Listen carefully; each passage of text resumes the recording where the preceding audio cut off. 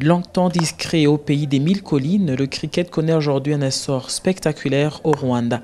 En quelques années, ce sport s'est hissé parmi les plus dynamiques du pays, porté par l'engouement de la jeunesse et le soutien des figures emblématiques. De 3 clubs au début des années 2000, on en compte désormais 24 à travers le pays. En juillet 2025, cette montée en puissance s'est illustrée lors d'un tournoi international à Kigali où les Gentlemen in Green, amenés par Clinton Ruagumya, ont affronté le Malawi et le Bahreïn, l'une des meilleures équipes mondiales. Le Rwanda n'a pas atteint la phase suivante, mais les 8 matchs disputés ont été riches en émotions et en fierté.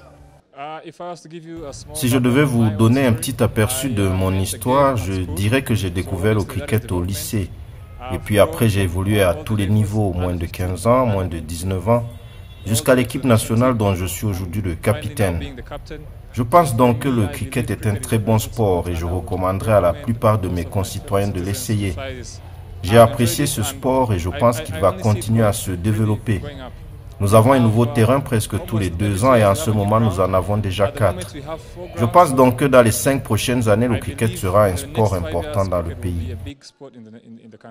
Derrière cette success story, on en revient. Eric Dusingizimana, l'ancien capitaine de l'équipe nationale, s'est fait connaître en 2016 en battant un record du monde insolite.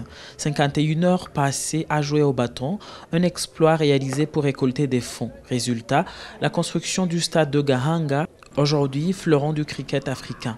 Un terrain de rêve où le Rwanda écrit désormais ses plus belles pages sportives.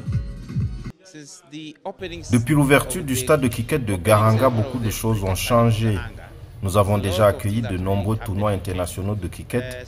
Le stade a même battu le record du plus grand nombre de tournois T20 disputés au monde. Nous avons donc accueilli de nombreux matchs et nous avons formé de nombreux talents, ce qui explique la croissance rapide du cricket au Rwanda.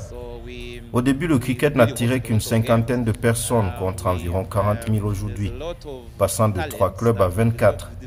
De nombreuses écoles ont rejoint ce mouvement. Je dirais donc que le cricket est aujourd'hui le sport qui connaît la croissance la plus rapide au Rwanda. Mais si les hommes avancent à grands pas, les femmes, elles, font déjà la course en tête. L'équipe féminine multiplie les victoires et vient de décrocher la qualification pour les éliminatoires de la Coupe du Monde T20, première division Afrique. Prochaine étape, la Namibie en septembre 2025.